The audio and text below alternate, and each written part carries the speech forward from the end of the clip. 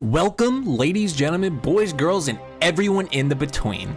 How are we now feeling about the craziness of E3 season, quote unquote? And most importantly, the brand new Kingdom Hearts 4 trailer.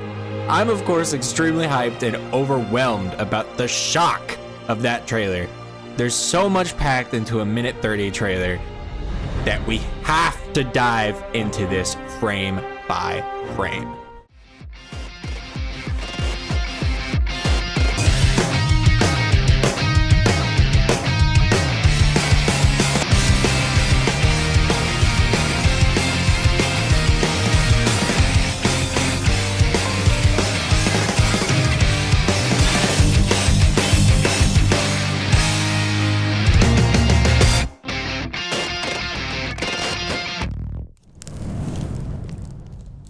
Okay, so the first thing we see in this trailer is this woman on top of this building wearing the organization cloak.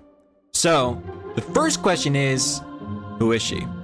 Well, we can answer that by listening to her voice, and since the entire trailer is dubbed in Japanese, we have to find out whose voice this is. Now immediately there are two big suspects with Ava and Envy, but going back to Kingdom Hearts back cover, in Japanese, listening to Envy's lines versus the line the woman says in this trailer, they don't really match up in my opinion.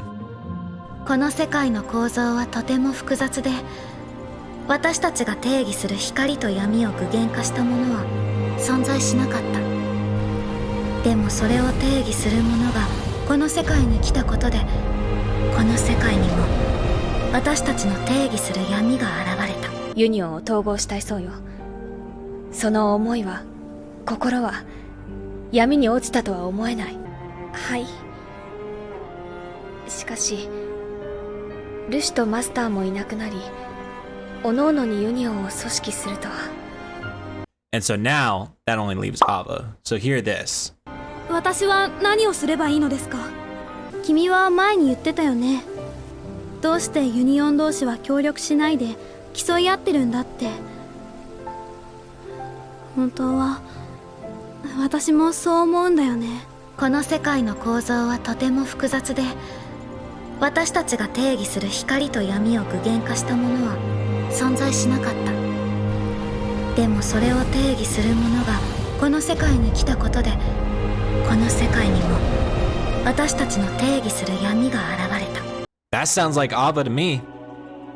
So that just proves that Ava, the person that we've been theorizing for years to where she is solved. She's in Quadratum. So now we know who she is, but what she is saying might be even far more important. The structure of this world is incredibly complex. At first, there were no manifestations of what we know as light and darkness. But our arrival here brought those concepts with us.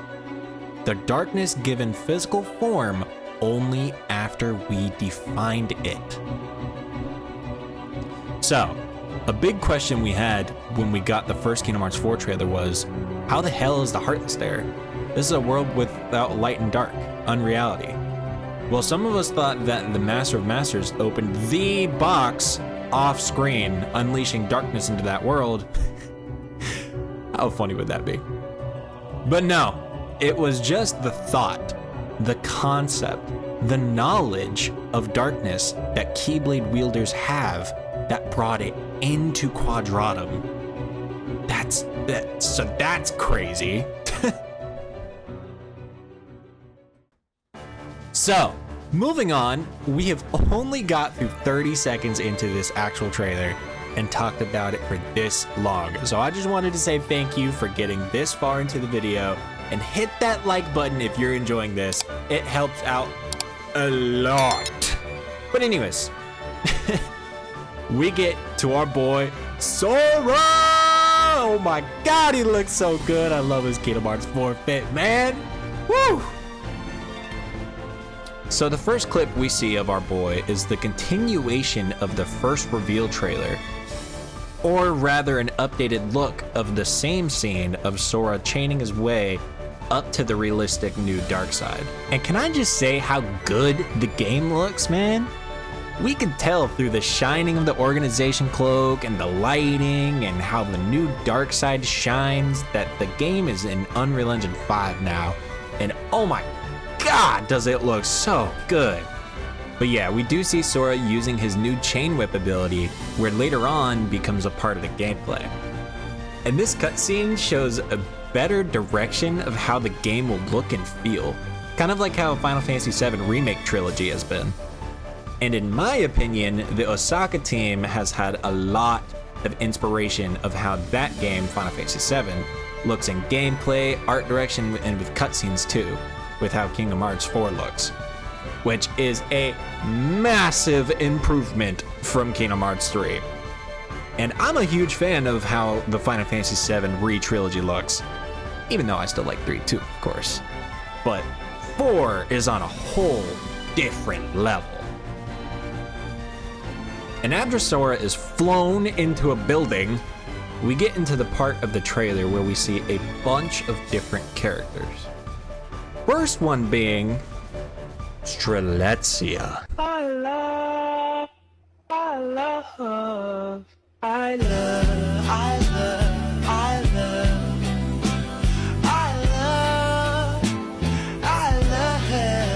Now, if you don't know who Strelitzia is, she is a dandelion or a Keyblade wielder from Kingdom Hearts Union Cross, which is a prequel of a prequel going to before Sora's time and explaining the new Lost Masters, yada yada yada. And we know in that game, she died. She had been killed by Ventus when he was possessed by his darkness, aka Vanitas, which is a damn shame, because she was like the Kingdom Hearts Hinata, who couldn't muster up the courage to say anything to us, aka the protagonist of Union Cross.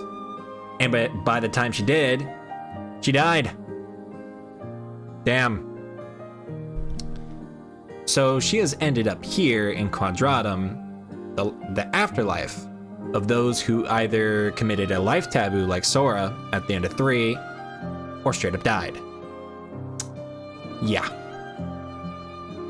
But I'm really glad to see her in this game because I really did like her in Union Cross. So more Strelitzia is a win-win. Oh, also, yeah, she was the sister of Marluxia, or aka Laurium in his actual self instead of him as a nobody. And something like that. So, moving on to the next character, we see a man with dark curly hair and a suit, tie, and this royal-looking purple overcoat slash jacket thing. His design is really cool, and he's got this smug look on his face with the giga chin, and I want to say like yellow eyes or grayish kinda, but in this case, I don't really think that the eye colors matter, because that was the last saga with the Nording and the Xehanort and the darkness and everything. But nonetheless, he looks sick. And when I first saw him in my reaction, he gave off the vibe of Sigurd. We do know that the person narrating the last trailer was Sigurd, confirmed by a puzzle Nomura made for that trailer. 自分が望む結末ではなかったと絶望するのなら他の世界に退場すればいい。選択肢は無限にあるはずだ。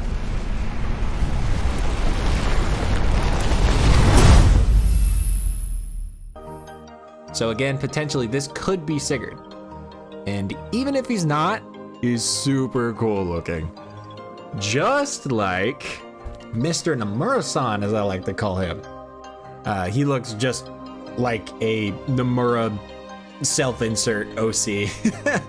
But anyways, now first watch I genuinely had no clue who this was, but with further research, he is one of the upperclassmen in Kingdom Hearts Union Cross Dark Road, or Xehanort's game after Union Cross.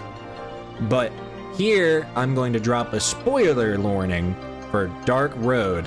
So if you are planning to watch the cutscenes and learn more about young Xehanort's past, I would probably skip this part. But, alright. We didn't get to see this guy very much, seeing as though Xehanort's classmate, Balder, killed him in cold blood, along with all the other upperclassmen. And he doesn't have much screen time before that. Which also, P.S., if you don't know Dark Road, you should absolutely watch the cutscenes. It's amazing, and one of the darkest stories in Kingdom Hearts. I digress. Seeing Volley, that's his name, in this trailer means we most likely will be seeing all the other upperclassmen too, which is super hype considering the mobile games have some of the best characters and story. So if Kingdom Hearts 4 delves into it even more and expands on it, that is super hype, dude. As well as it brings speculation of if we might see the Dandelions and the Union Cross members like Brain, Ephemer, and Scold, aka Subject X, the girl that Isa and Lee were trying to find in Kingdom Hearts 3. Because if we get to see more of Brain in Kingdom Hearts 4, whew, man, oh my god, dude. Now up next is Luxord. We get to see Luxord in Quadratum in his new fit and new style. He looks the most realistic out of all the characters. It's insane. And the comparison to Kingdom Hearts 3 versus this is night and day. But other than the hype and the graphics and the change of outfit, we have kind of expected to see him in Quadratum since he was shown to be Yozora's butler / driver in the ending scene when you beat Yozora in 3.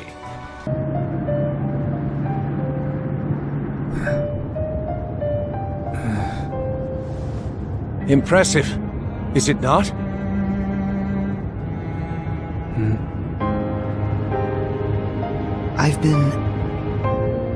I've been having these weird thoughts lately. So other than him being there in Quadratum, if he is a good guy or bad guy for Sora, that all depends on how Yozora is portrayed in Kingdom Hearts 4, which I think they will both be allies for Sora. Either that or the society or league that Yozora might control may blame Keyblade wielders for bringing darkness into their world if they know about that, and Sora might be chased down in Quadratum by Luxord, Sigurd, and Yozora. But that's all speculation for another video. Comment down below if you want my take on that. And finally, we see the Master of Masters. First things first, the graphics in this part is insane. To think Square Enix could get these organization cloaks to look even cooler is wild. The shimmer on the leather and all the wrinkles make it look the most realistic it ever has. But the most interesting thing about this shot isn't the Masters and the graphics, but it's these feathers that fall down with him.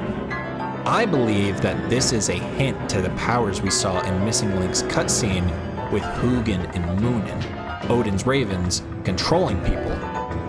Now, if Hugin and Moonin are physically here and present in Kingdom Hearts 4, that's speculation.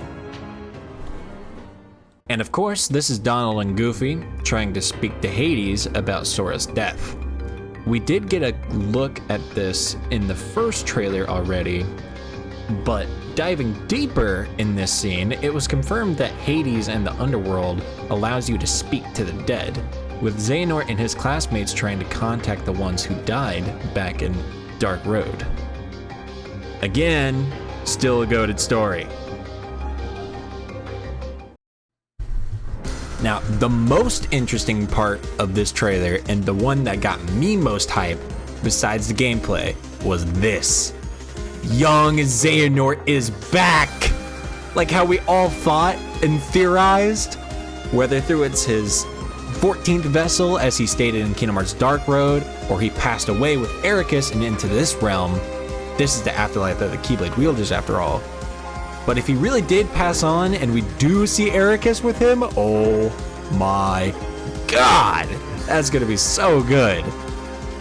You know, although some part of me wants Xehanort, Sora's old enemy, comforting Sora alone in one of his darkest hours to be just a them thing, you know. And this is the second time we've seen Sora on his knees. pause. But when he was in despair with losing all of his friends in the final battle, he dropped to his knees screaming.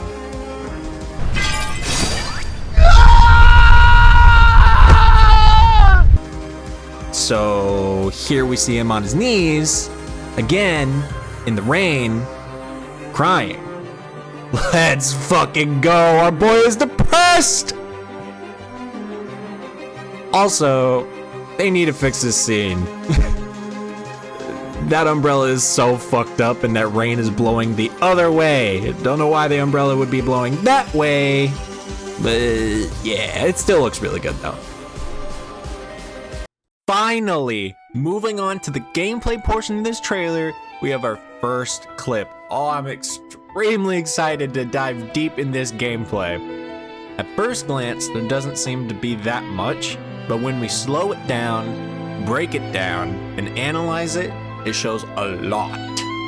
And showcases the new abilities Sora has, like the build and scrap mechanics. So now this portion of the trailer, I'll be showing Switch 2 gameplay, because we get to see more of the HUD and the UI to help us break down what's going on with Sora's combos. And what we can see here is Sora immediately starting off with the build scrap mechanic, with these slashes against his Heartless. And we can see through the HUD that you hold down the left trigger, or ZL for Switch, or L2 for PS5, to bring up the shortcut menu that gives you 2 special moves that you can throw out when you have build meter. So looking at this UI closer, the first few down slashes that Sora does against this new Heartless seems to be Lava Slash. So after 2 button inputs of Lava Slash, it seems like the A button or the X button will be turned into Igneous Impact. That's what Sora looks like he's using to finish off the combo. So on top of the follow-up combo from Lava Slash to Igneous Impact, you have another button input with triangle for a move called Volcanon, which we see a slight green effect on the top of the command menu disappear, and we know that means that's either a situation command or a special move you can pull off of Sora. So this down slash move must be Volcanon. But the devs were spamming the triangle button to pull off the move instantly, I feel like. Which I don't doubt if that's the case. I mean, they have been playing the game non-stop. So in wrapping this up, it seems like the build mechanic adds special moves to the Keyblade you are using at the time to further add on the sauce to your combos. Which, in my opinion, is much better than the situation commands, because you can actually get to control what you do at all times. And the combat in of itself looks less floaty and much faster, kind of like 3 Remind but evolved. Moving on, the next clip is probably one of my favorite moves Sora does of all time. I can't wait to play this game because with adding situation commands from Kingdom Hearts 2 and this new build mechanic, the gameplay looks the best it has ever been since Kingdom Hearts 2. And I still like Kingdom Hearts 3, by the way. The build mechanic where you can add more hits to your combo with cool ass special moves is genius. Like this chain whip where Sora summons these chains from his hand so he can use as a projectile and then ride on them to chase the Heartless and follow up the combo. And when he's done riding the chains, the links of the chain will disperse into multiple different small projectiles, exactly like how Ars Arcanum worked in previous games. And imagine when you get your hands on the game, after you ride up to them on the chain and they do their projectile thing, you beat their ass with the new improved fast combos while they get barraged with all those other projectiles. It just sounds like you're gonna be a badass. Okay, but moving back to the Switch footage, we're going to break down the inputs and the moves Sora is doing and see all the potential combos we can do with the Kingdom Key. So first we see Sora at the beginning of this clip holding L2 to bring up the build command menu. And we see Chain Raid using circle and Star Ring using square. Now we don't get to see Star Raid in this trailer, but we do see more uses of the triangle button with even more combo modifiers. So Sora starts his combo by pressing B for Switch or circle for PlayStation to use Chain Raid, where he uses the chains as a projectile, as we've said before. But what's interesting about this clip is the green HUD above, where we see Heart Barrage. And I believe Heart Barrage is this move he uses after he is suspended in air, because the build menu is up. He's using a situation command unique to that Keyblade that doesn't take up any build meter. And then going back to the moment Sora uses Chain Raid, he rides the chain by pressing ZR or L2, but right before he does, he has the option to press triangle for flanking shift. And all this tells us is that the combat is super in-depth, and you can do a lot of things with Sora's new kit. Thank you guys so much for watching up until now. It means a lot. We're almost done. The second to last clip shown is Sora summoning this door to unleash a bundle of golden Keyblades that he rides back and forth, hitting all Heartless around him, just like his dark counterpart Vanitas. I feel like this could be a finishing move that Sora does, kind of like the Keyblade transformations. Either that or a new shot lock. Regardless, it looks pretty good. Alright, the last clip of the trailer. When I said I would be breaking this down frame by frame, I meant it. But here we are. We take a look at the continuation of the first trailer and the first part of this trailer. The actual boss fight of this new dark side, which is potentially the first boss of the game. So this giant boss fight will have Sora climb his way up using his chains, Spider-Man style, and then the dark side slams him into a building, all in a cutscene and potentially with some QTEs or situation commands. And then this gameplay starts. And then it seems like you have to wait for his giant fist to whiff into the building as you wail on him when he's stuck. Similar to all the other dark side boss fights, where you have to hit his fists in the ground. So besides the fancy new camera angle, further back away from Sora, even more so than 3 and 2, his animations with the dodge roll into his jump and his combos look great. He starts his aerial combo with a quick lunge towards his fist that makes him travel a pretty good distance into a quick overhead downward swing, followed by a turning side sweep, and ended with a quick 180 swing, and then back onto the ground. And if you're not convinced on how fast that beginning combo was, here is the Kingdom Hearts 3 beginning combo.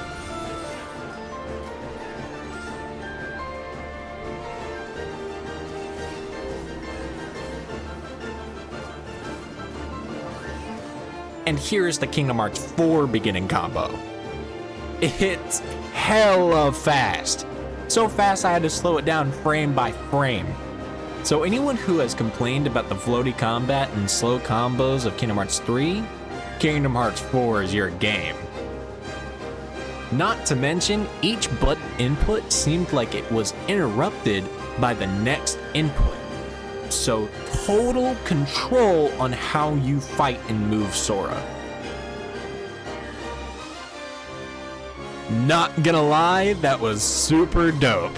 Square Enix was listening to everyone and is really fine-tuning this game 1000%. And then lastly, we see our GOAT, our boy, our son, using Aqua's barrier guard, but with his same block animation, so that's really cool. After Sora saw Aqua fight in Kingdom Hearts 3, he was probably inspired. And then he goes on to save some civilians. And that was the trailer. What did y'all think? They packed so much into a minute 30 trailer. I had so much fun diving this deep into a trailer. And this is my first time doing this, so if you liked this video, hit that like button, subscribe to me for more Kingdom Hearts videos, and I will see you next time. Y'all have a great day, night, and everything in between. I love y'all. Peace out. Kingdom Hearts 4, baby! It's real!